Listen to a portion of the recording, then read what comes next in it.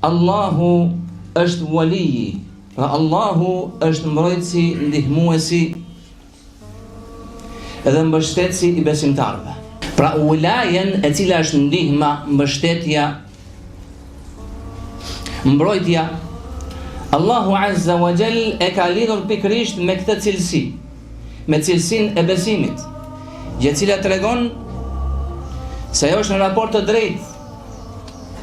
Sa më i fortë jetë besimi i besimtarëve, sa më i rrënjosur që të jetë, sa më i përforcuar me vepra të mira, aq më e madhe është mbështetja, ndihma dhe mbrojtja e Allahut te baraka ve taala.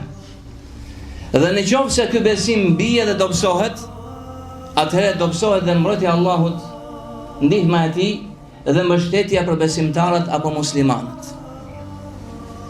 Kështu që vëllezër dhe motra ta kemi parasysh këtë gjë. Është diçka e rëndësishme.